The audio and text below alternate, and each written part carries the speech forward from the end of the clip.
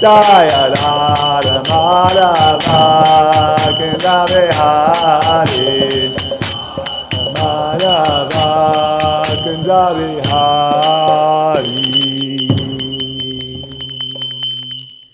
Jayom Vishnupad Paramahamsa Parivrajakacharya Astatar Sada Sri Śrimad, His Divine Grace A.C. Bhaktivedanta Swami Srila Prabhupada Ki Iskand Banduracharya Srila Prabhupada Ki Jayam Vishnupad Paramahamsa Parivrajakacharya Astatar Sri Śrimad, His Divine Grace Bhakti Siddhanta Saraswati Goswami Maharaj Prabhupada Ki Anantakoti Vaishnavinda Ki Namacharya Srila Haridas Thakur Ki Prem Sukho Shri Krishna Chaitanya Prabhu Nityananda Shri Advaita Gadadhar Srivasadi Gaur Bhaktivinoda Ki Shri Radha Krishna Gopa Gopinath Shamakunda Radhakunda Giri Govardhan Ki Vrindavan Ki Navarit Mayapur Ki Jagannath Puri Dham Ki Ganga Maya Ki Yamuna Maya Ki Tulasi Devi Ki Bhakti Devi Ki Samaveda Bhaktivinoda Ki Gaura Premanandi. All glories to the assembled devotees. All glories to the assembled devotees. All glories to the assembled devotees. All glories to Shishi Guru and Gauranga.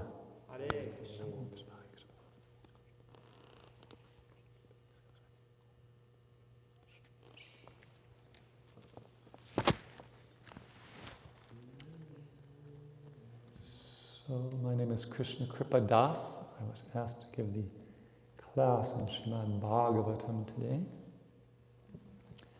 I'm very happy to be back in New York. I'm in and out, but I'm always here for 3 months in the autumn.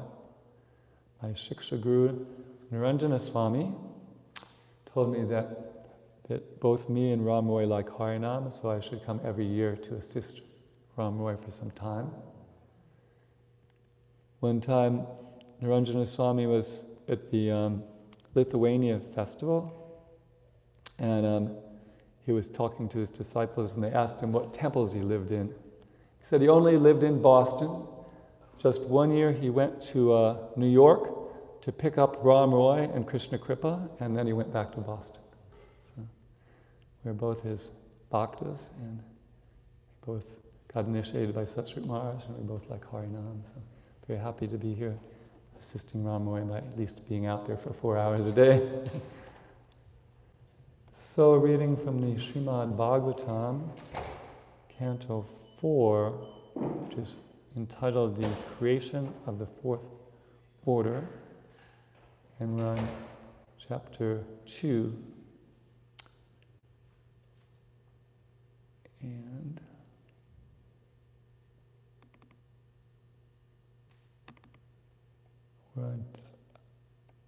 there's a bunch of verses that don't have purport, so I imagine I should read those, and then we'll read the one that has the purport. So we start with 5, do we?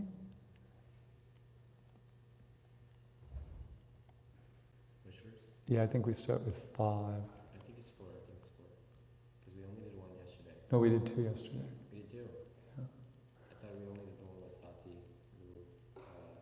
I think the one before it didn't have a purport, right? 3 didn't have a purport, so we did 4.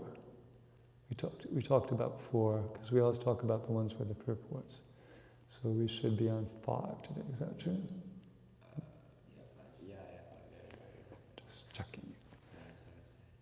Sorry. Tacha pavishtam rashayo dristarkam eva rochisa prajamanam viti miram kurvantam tad mahat sada. When Daksha, the leader of the Prajapatis, entered that assembly, his personal bodily luster as bright as the effulgence of the sun. The entire assembly was illuminated, and all the assembled personalities became insignificant in his presence. Verse 6. Tatishtan sadasyaste svadishnebhya sahagnaya Rite vivrincham sarvam cha tad basakshipta chetasaha. Influenced by his personal bodily luster, all the fire gods and other participants in the great assembly, with the exceptions of Lord Brahma and Lord Shiva, gave up their own sitting places and stood in respect for Daksha. 7. Sadasas patibir daksho bhagavan sadhu sakritaha ajam loka gurum natva nishas sada tad agyaya. Daksha was adequately welcomed by the president of the assembly, Lord Brahma. After offering Lord Brahma respect, Daksha, by the order of Brahma, properly took his seat. Today's text number 8. Go through the word meaning, or the words prak, nishanam, mridam, dristva, amrishat, tat, nadritaha, vacha, vamam, chakshurbyam, abhivikshya, dahan, eva. Okay. Pranishanam mridam dristva, namrishyat tad anadritaha, avacha vamam chakshurabhyam, abhivikshya dahaneva. Pranishanam mridam dristva, namrishyat tadanadritaha, avacha vamam chakshurabhyam, abhivikshya tahaneva. Pranishanam mridam dristva, namrishyat tad anadritaha, vacha vamam chakshurabhyam, abhivikshya tahan eva. Please chant. Nishanam mridam dristva,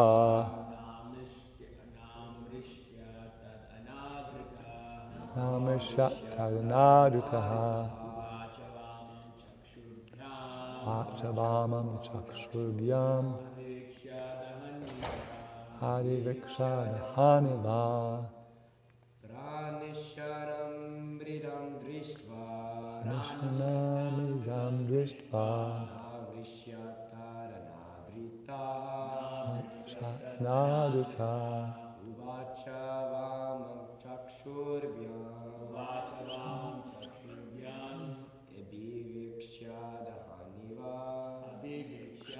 haniva.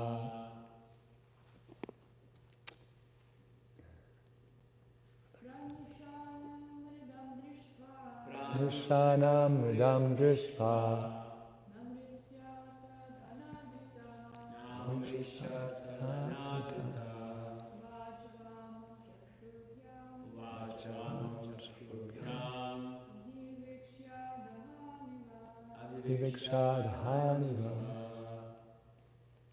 Does the person behind the tulsis want to chant? Yes? No? Okay. Prak, before. Nishanam, being seated. Mridam, Lord Shiva. Drištva, seeing. Na amrishat, did not tolerate. Tat, by him, Shiva. Anadritaha, not being respected. Vacha, said, Vāmam, dishonest, Chakshurbyam, with both eyes, Habivikshya, looking at, Dahan, burning, Iva, as if. Translation. Before taking his seat, however, Daksha was very much offended to see Lord Shiva sitting and not showing him any respect. At that time, Daksha became greatly angry, and his eyes glowing, he began to speak very strongly against Lord Shiva. Please repeat. Before taking his seat, however, Daksha was very much offended to see Lord Shiva sitting and not showing him any respect. At that time, Daksha became greatly angry, and his eyes glowing, he began to speak very strongly against Lord Shiva. Purport by His Divine Grace, A.C. Bhaktivedanta Swami, Srila Prabhupada. Lord Shiva, being the son-in-law of Daksha, was expected to show his father-in-law respect by standing with the others. Because Lord Brahma and Lord Shiva are principal demigods, their positions are greater than Daksha's. Daksha, however, could not tolerate this, and he took it as an insult by his son-in-law. Previously also, he was not very much satisfied with Lord Shiva, for Shiva looked very poor and was niggardly in dress. Om Jnana Timirandasya Gyananjana Shlakaya Chakshunamitamena Tasmai Shri Gurave Namaha Namo Vishnupadaya Krishna Prastaya Bodhale Shmite Bhaktivedanta Swami Nityananda Namaste Saraswati Devi Varvani Pacharine Nirviseshwani Vadipastata Adishwani Jaya Shri Krishna Chaitanya Prabhu Nityananda Shri Veda Gadadhar Shri Vasani Gaur Bhaktivinoda Hare Krishna Krishna Krishna Hare Hare Hare Rama Rama Rama Hare Vrindai Tulsi Devi Priya Kesa Bastija Vishnu Bhakti Pradevi Satimachayana Buddha Anchakapatrubhyascha Kripa Sindhu Revicha Patitanam Pavanebhyo Vaishnavebhyo Namo Namaha. So the chapter is entitled Daksha Curses Lord Shiva, and we're beginning that phase of the chapter. So Daksha was the president of the leading person in the assembly, and everyone offered him respect when he came in, except Lord Brahma, who was his father, and Lord Shiva, who, as it said here, was his son-in-law. So Daksha was expecting that Lord Shiva would show him proper respect as a father-in-law, but that didn't happen. So the whole Vedic culture is one of showing respect. Actually, as we were singing the Guru Puja song, I was thinking about that and how there's this verse in the Bhagavad Gita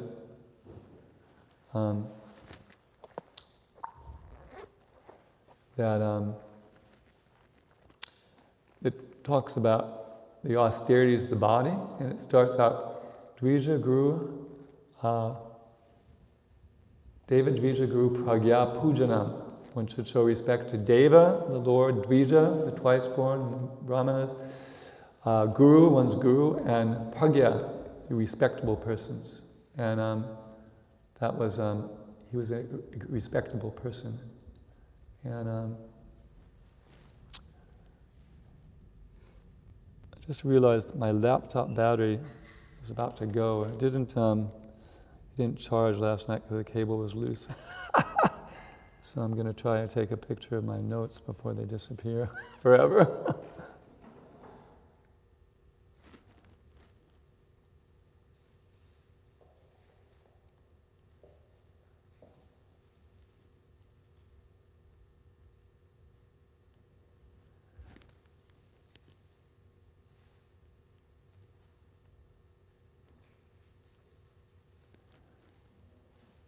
So the Daksha was calculating in a material way.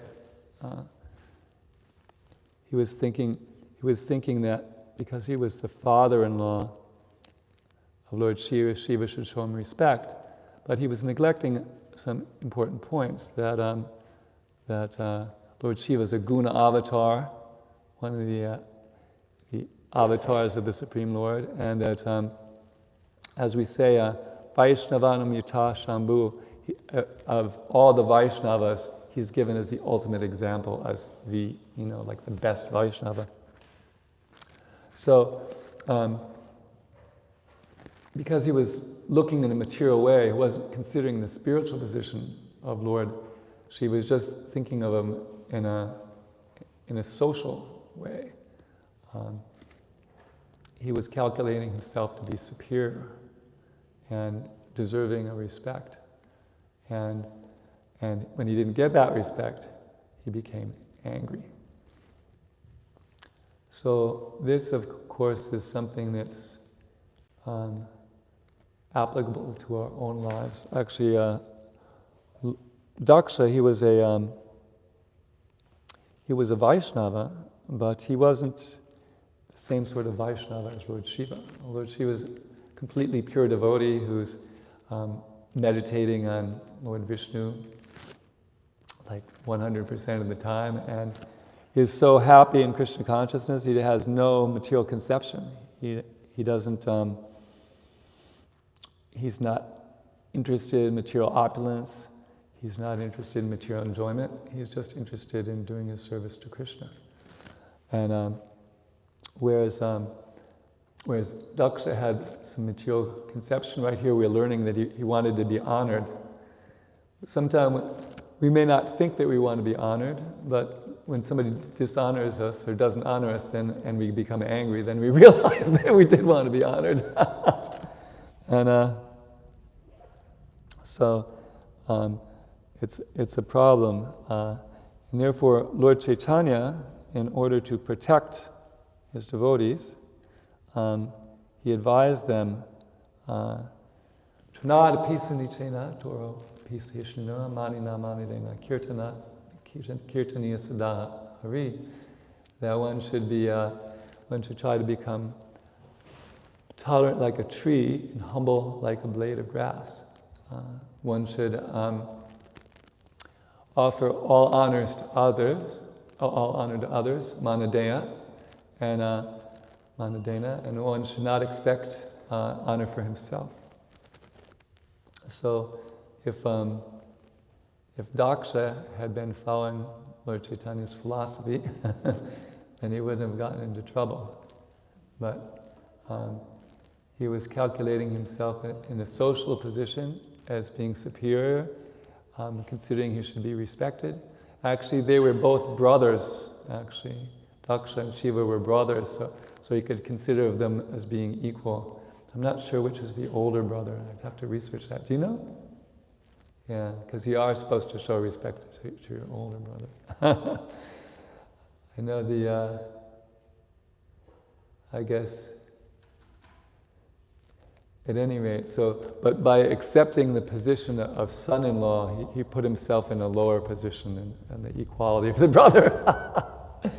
And so we can see, even though we're Vaishnavas, if we're too much attached to calculating things in a material way, then we'll actually end up offending people.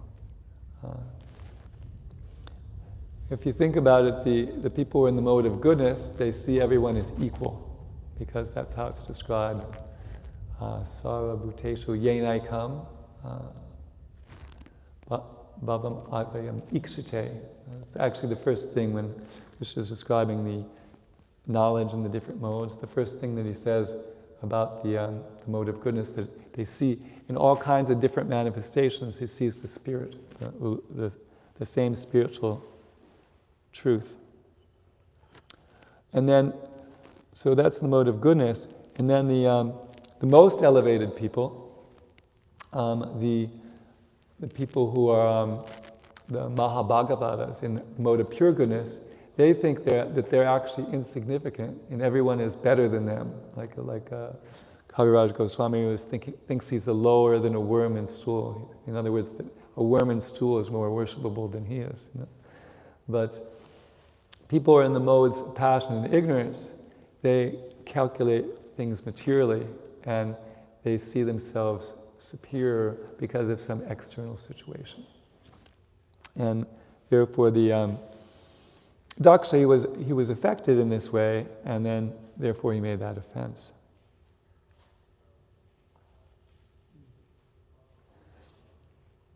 So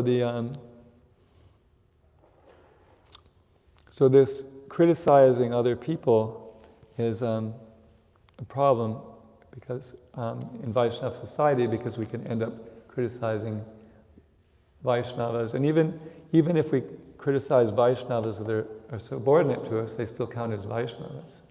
And I think one of the most striking pastimes is the pastime of Dhruva Maharaj. Because with the pastime of Dhruva Maharaj, what happens is his stepmother won't let him sit on the lap of his father because he wasn't born from her womb. She was very proud of her womb. Thought it was the ultimate place to take birth from. And that because Dhruva had been born from her co-wife's womb, he wasn't fit to sit on the throne. So Dhruva was really upset about that, and he basically decided to perform austerities to get even. And as a result of offending Dhruva Maharaj, both his stepmother and his stepbrother, so to speak, I guess, died untimely. So that goes to show if you offend a devotee before he becomes a devotee, because Dhruva, well, at that time he wasn't a devotee, he was just an ordinary prince, his son, But then, and the offense took place before he even began his sadhana, actually, even before he met his guru. But still, he basically retroactively offended a devotee unknowingly. So just like as you can get a agyata sukriti from serving a devotee or glorifying a devotee unknowingly. You can get a agyata duskriti, unknowing demerit by offending a devotee unknowingly. So it's actually said in the Chaitanya Bhagavat, Lord Chaitanya says that if somebody chants the holy name and doesn't blaspheme anyone, very soon he can attain Krishna prema. So in that case, he's not just mentioning not criticizing devotees, but he's mentioning not criticizing anyone. So then the whole scheme is to remain in a humble position and not think that you're better than anyone, because we criticize people when we think we're in a superior position. If we saw everyone as superior to us, we wouldn't think we had the right to criticize them. Who am I to criticize? He's so much. So there's a Leela, where I guess it was Dronacharya. He told Yudhisthira to find someone who was less than himself, and he told Duryodhana to find someone who greater than himself. And Duryodhana was so proud that he couldn't find anybody better than himself in the whole world, even though the Supreme Personality of Godhead, Sri Krishna, who's better than everyone who was on the planet at that time, he didn't notice that he was a little bit more elevated. And then Yudhisthira was such a humble Vaishnava as a pure devotee of the Supreme Personality of Godhead. He felt that he was so defective. Everyone he met, he found had some superior quality to him, and he couldn't find anyone lower than himself. And we all know what happened as a result of the war, right? Duryodhana lost everything, and Yudhisthira gained everything. So that Leela shows the value of the practical value of humility. That he ended up ruling the kingdom because Krishna being the supreme king of all kings, he wants good government. And he realized that the Duryodhana and his company were just not fit for office. Imagine if they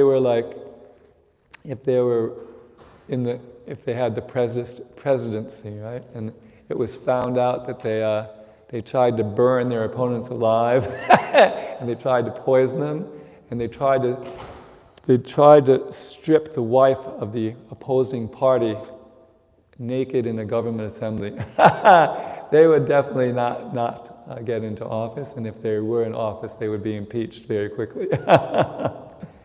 So, Krishna, being a well-wisher of human society, wants the leaders of human society to actually represent him. And to represent the Supreme Personality of Godhead, one has to be very humble so the Lord can speak to one within the heart. And Yudhisthira was that supremely humble person who could take direction from the Supreme Personality of Godhead and rule the kingdom perfectly, so everyone was actually happy during the reign of Yudhisthira. Even the seasons, there was no, global warming, or hurricanes and earthquakes and all these anomalies, which are reactions to the sinful reactions of the people, because everyone was pious and nicely engaged in Varnashram. So the strategy is we have to somehow or other attain, Hare Krishna, welcome, attain a level of humility. And that's actually very amazing. What Lord Chaitanya is asking is a very amazing thing, to become more tolerant than a tree and more humble than a blade of grass. Because if people step on us, we will definitely complain. But the grass doesn't complain. And the tree is willing to tolerate all kinds of seasons. We're not willing to tolerate if it gets below 55. We're going to disappear into the subway station. The tree stands out there bearing the coldness. So, how are we going to attain a state of humility? Well, we can when we see other people, we can think about the qualities that they have that are superior to us. Like, for example, Hadai there. He's willing to cook the Raj Bhoga offering. I've been a devotee for 40 years. I've had Brahma initiation for 39 years, I guess. But I've never cooked a Raj Bhoga offering because I'm not humble enough. If they asked me, I would say that if I try to cook more than one thing at a time, one of the things burns. In this way, I try to get out of it. And I see there's many people here who have learned how to play the mridanga, who are learning how to play the mridanga. And I gave up learning after learning one beat on the mridanga. So those people who are trying to perfect their mridanga skill, they're all superior to me because they're willing to spend the time and energy it takes to play that role, which is a very valuable role in the kirtan. So even people who are like very much junior to us, we can see they have qualities that are superior to us in the sense that they're willing to do services to Krishna that we're not willing to do. And sometimes we can see people have qualities that we don't have. Maybe they're more truthful, maybe they're more tolerant, maybe they have a better service attitude than we do. They're more willing to help out. So if we're always thinking about the good qualities of the other devotees, then we will think of them in a positive way. Like one of the 6 Vaishnava aparadhas is to not be happy seeing a devotee. So if we're thinking of all the good qualities of the devotees, we'll always be happy to see them. But if we calculate them in a material way, think that this is the guy who snores so loudly at night I can't sleep, and then we see him and we think all these bad things about him. If we practice thinking about the good qualities of the devotees, then we'll feel good, we'll be happy to see them, and we'll be happy to say things about them. Like this Aditya was leading the kirtan this morning. I was on Harinam with her in Edinburgh, Scotland. So I see her as a nice Harinam lady with a nice voice who likes to lead kirtan. So I have nice memories of different people in the past. We have nice memories of different meals that Hadai Pranas cooked that we still remember.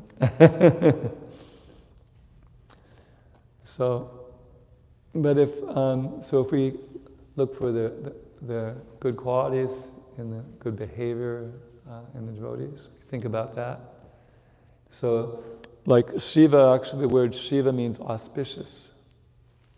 So if Daksha had been thinking about how auspicious Lord Shiva is, how that all these people, the Bhutas and Pisachas and all these demoniac ghosts and spirits are being given facility to come to a higher level of consciousness by the mercy of Lord Shiva, who's willing to spend time with him, even though he's the ultimate Vaishnava and is completely engaged in devotional service.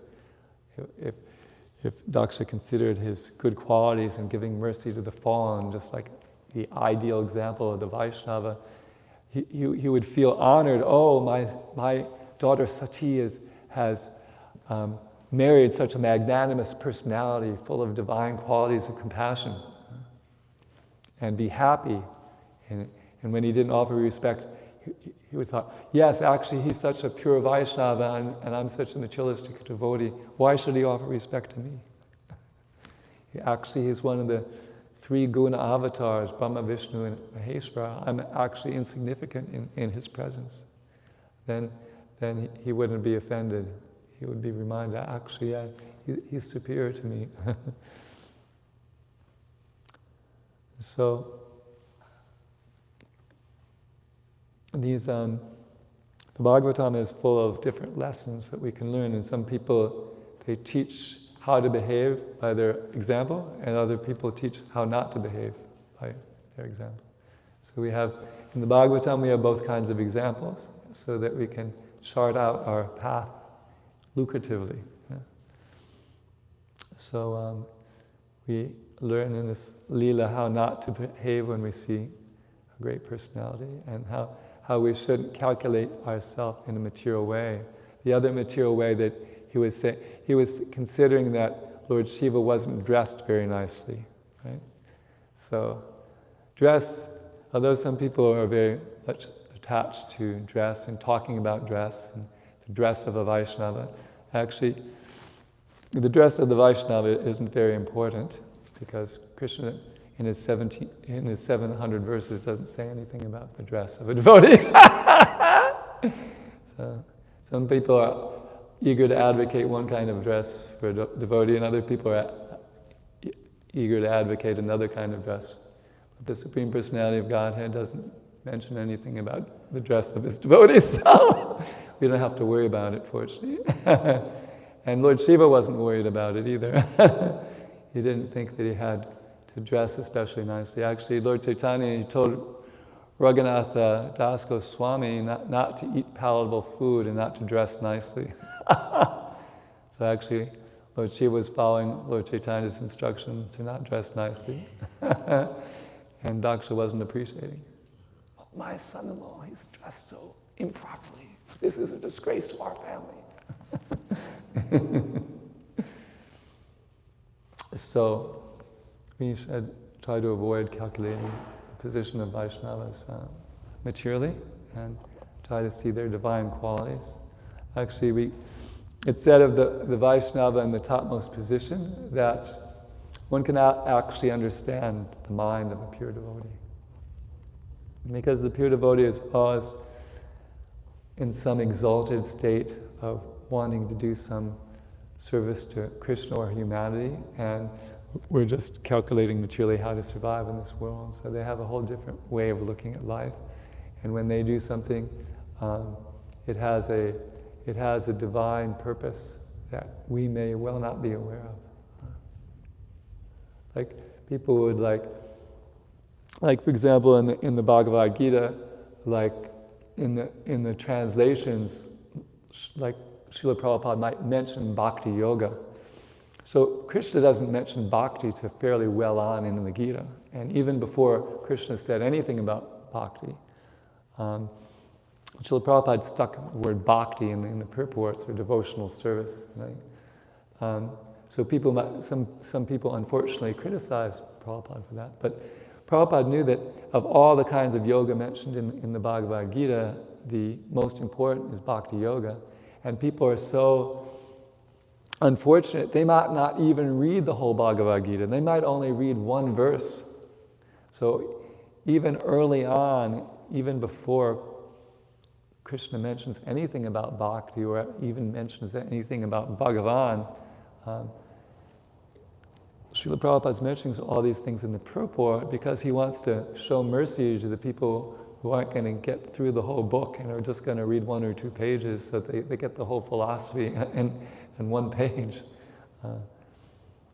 So they couldn't understand the mercy of Prabhupada in his translation, how he was putting explanations into the translations to help people understand it so they could apply it in their life. And to understand that actually out of the 4 kinds of yoga mentioned in the Bhagavad Gita, Karma Yoga, Jnana Yoga, Dhyana Yoga, and Bhakti Yoga is the main yoga, which is mentioned by Krishna in 3 places as the only way to attain him. The one that Prabhupada would always quote is Bhakti Mam Abhijanati Yavam Yas Chasmi Tattvata Tato Mam Tattvato Gyata Vishate Tadanantaram. I am to be obtained, Krishna says, only by devotional service, bhakti. And when one is in full consciousness of me by such devotion, he can enter into the kingdom of God. So we should always see the Vaishnavas, how they're engaged in the service of the Lord, how they're pleasing him by their engagement, and see them in a respectable way. And we shouldn't criticize them because we may be very, very intellectual, and this another Vaishnava may not be intellectual, but that isn't mean he's less of a Vaishnava. Or somebody may be may have different qualities that we don't have. But there are other qualities that are very valuable in the service of the Lord. They're just different from ours. So, but we think our qualities are so great we can minimize other people for not having them. But it's not true. Even if all we do is chant 16 rounds and follow the 4 rules, we're actually very dear to Lord Krishna. Whether we do some service that seems externally very, very valuable or seems truly insignificant. Just by chanting Hare Krishna every day, 16 rounds, and following the 4 rules. I had a few friends that got initiated recently, and there's a verse that, maybe I can find it because it's on my phone. It's a very amazing verse by Lord Chaitanya. He's talking about what he thinks of, what Krishna thinks about somebody who gets initiated. It's a very powerful. I sent it to a few people on the WhatsApp, so I should be able to find it very quickly.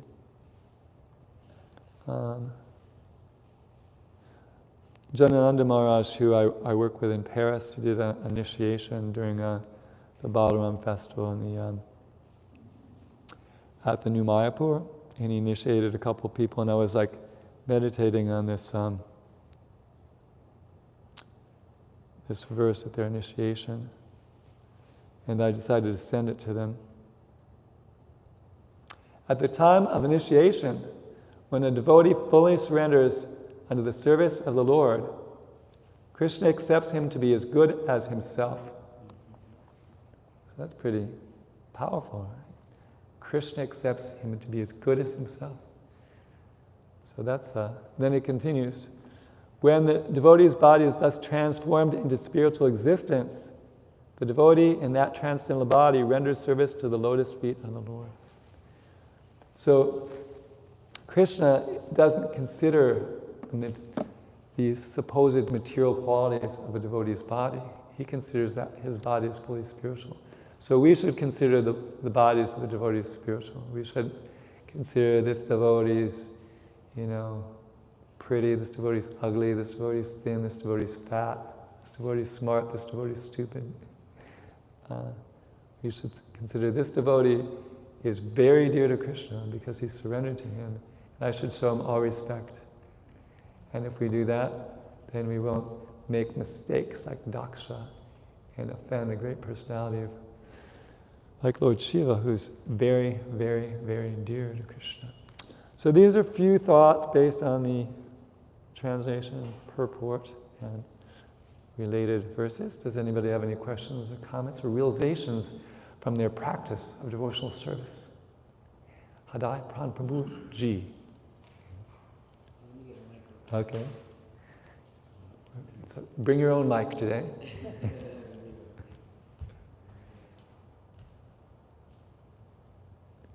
So nice to be able to see the deities when you chant Jai Radha Madhava. It's not always true in the temples. Hare Krishna. Thank you for the class. I have something to share and I have something to ask. Okay. The final point we're making about don't look at the material qualities of the devotees. There's a quote in Bhāgavatam that I really like a lot. Cool. I'll skip the Sanskrit, but it's a very amazing verse. Where was the hunter Dharma's piety? Oh. Where was Dhruva's maturity and Vijendra's knowledge? Where was Kupja's beauty? Where was Sudama's wealth? Where was Vidura's noble birth? Where was Ugrasena's chivalrous strength? Lord Krishna is pleased only by devotional service and not by material qualifications. Oh. So, very nice. it's beautiful. Like Vijayendra was an elephant, no knowledge. Dhruva was just a child. I really like that point you were saying about Dhruva, even to make an offense, even before they started the process. I've never actually heard that, but that even before they started the process of devotional service, to make an offense to them is quite amazing. I had a question of when is the proper time to correct, criticize, because it's described that you should never correct anybody who does not see you as a person of correction. But for example, I saw this once. If somebody walks into the temple room with shoes on, now is it my position as a servant of the temple to kind of correct them, or do I bring it up to someone in management, or in that circumstance, it may be certain circumstances. That person who is walking in the temple room with shoes does not see me as an authority, but I have a duty to the deities to protect them almost. Well, I want to get your thoughts on this. Yeah, I think generally people don't take you, if people think of you as an authority, then they take your correction seriously, but it's important that, so it's best to correct people who, if they think you're an authority, but sometimes I think people just need to be corrected by somebody, whether they're, whether they think they're an authority or not, So, like if somebody's gonna, and we don't actually know whether they'll consider you an authority, because if you are working in an establishment and somebody comes in, you are an authority, whether, and the person has a grain of humility, they recognize that you're part of this organization and that you know the standards and they don't, and so in that sense you really are an authority. And it's just a question of doing it nicely, and sometimes it's not done nicely, and but Because every day we're actually, I think, on our distribution of Krishna consciousness, we're correcting a lot of people who don't think we're authorities. We're trying to get them to. I was distributing cookies yesterday because we don't have so much of the free literature, and it's so depressing for me to see how little faith people have in Krishna Prasadam, you know. Being a great advocate of Krishna Prasadam myself, seeing like hundreds of people rejecting Krishna in this form of cookies. But so we as representatives of Lord Vishnu, we're offering them the opportunity to engage in devotional service, and they're not accepting us in our position as Lord Vishnu's representatives, and thereby humbly bowing to our request. But we know if they, for the rare few souls who do, they benefit immensely. So we do it anyway. So it's always more effective to approach people who have show some interest. As I mentioned on Facebook, I got tired of passing out cookies to people who didn't care, so I noticed the people sitting in benches, some of them were like tapping with the kirtan, other people moving with the kirtan, other people, so those people I approached and they were much more, you know, because they realized that there was something good about this thing, and somebody who's involved in it may actually be willing to benefit them. So, yeah.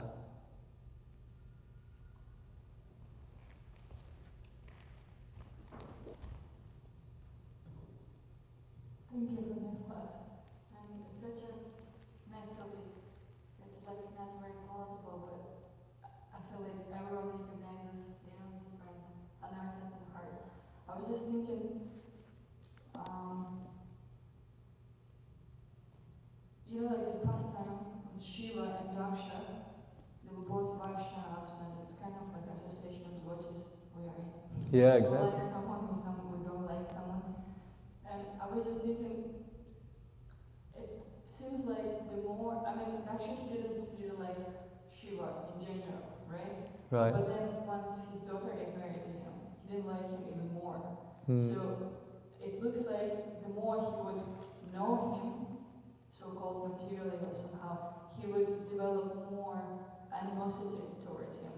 And sometimes, I guess, I don't know, my question is, how do we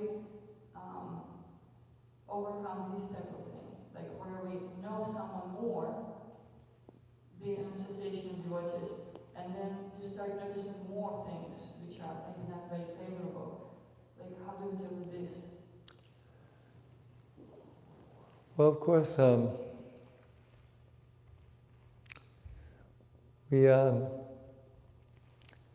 come into devotional service having different demonic tendencies, being born in this demonic culture.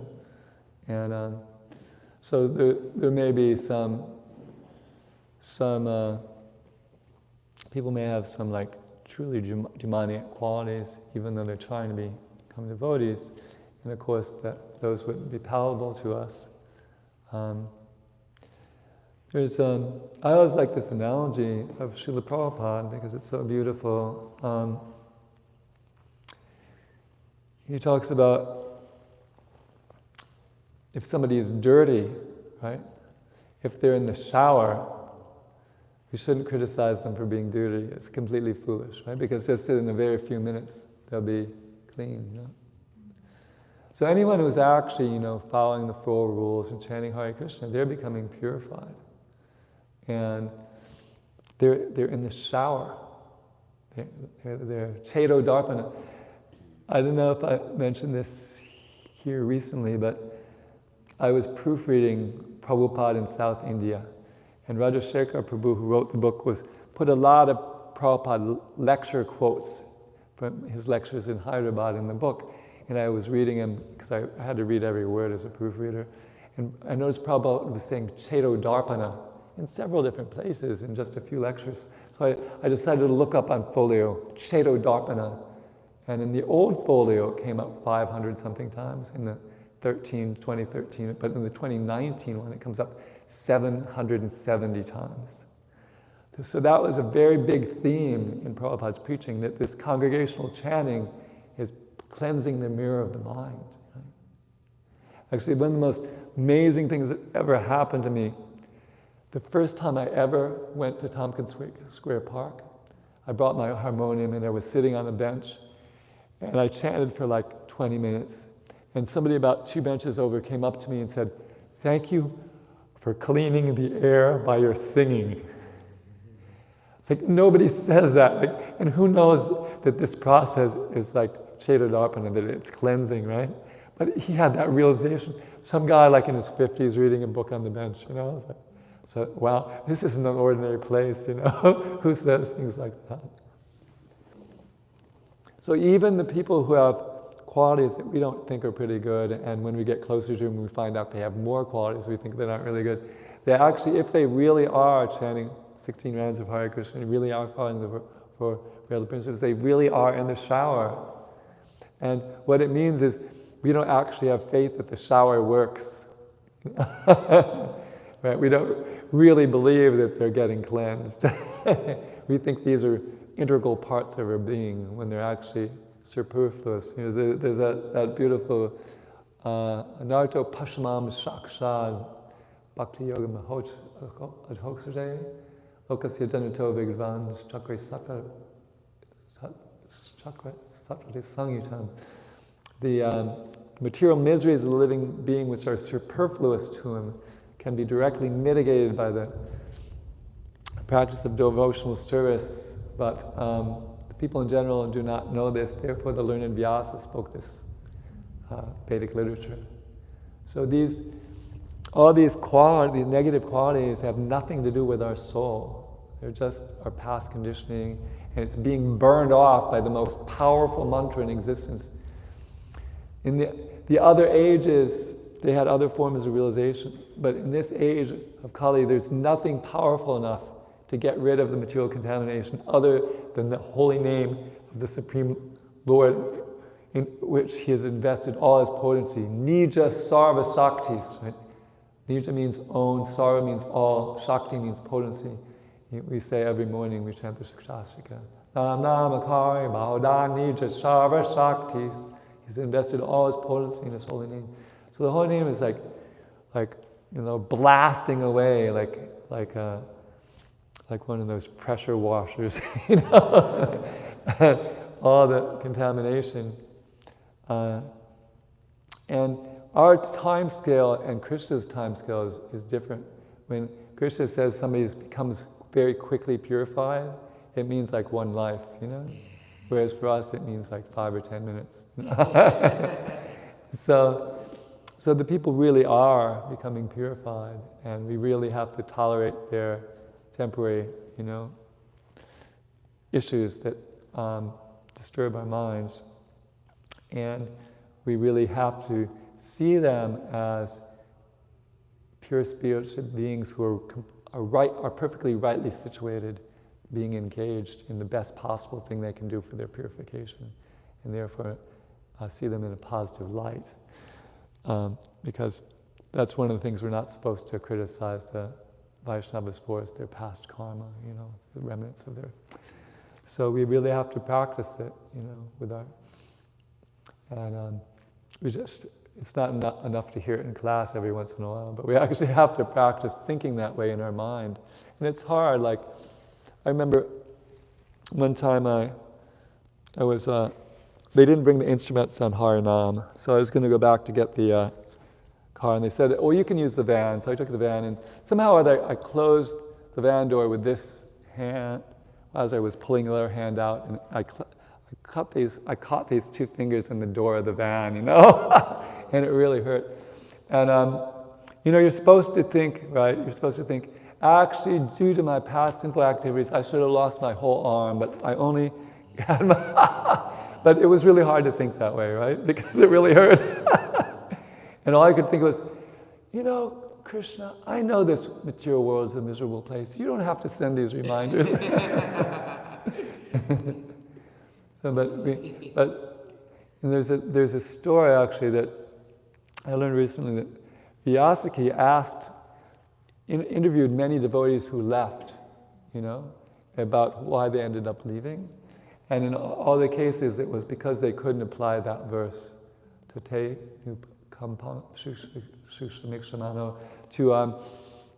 offer obeisances to the Lord with one's body, mind, and heart while suffering the tribulations that one gets due to one's karma, thinking that it's only due to his karma and that it's actually being minimized by the mercy of the Lord. Although we say that in the classes, we actually have to practice thinking that way. And it takes a lot of practice, just like tolerance like that of a tree and humility. So the tendency is to think, well, there's no way I could be as humble as a blade of grass or tolerant as a tree. Therefore, I'm not going to even bother practicing. But we actually have to practice. So we actually have to practice thinking good things about the people who have issues that really disturb us, because they really are being cleansed by the most powerful practice. In a few days, weeks, months, or years, they'll be decorated with the 26 qualities of a pure devotee. And I was reminded to end on time by Hamsa Prabhu because we have to move the flowers. So thank you for your kind attention. His Divine Grace, A.C. Bhaktivedanta Swami, Srila Prabhupada ki, Śrimad Bhāgavatam ki, Vaishnava Sangha ki, moving the flowers ki.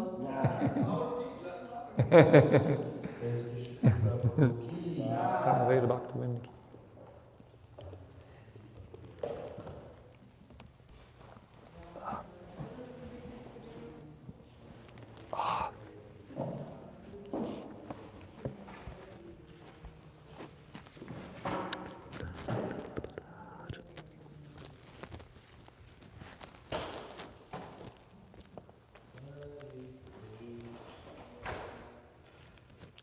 I almost walked away with the microphone here. Thank you for your enthusiasm to listen.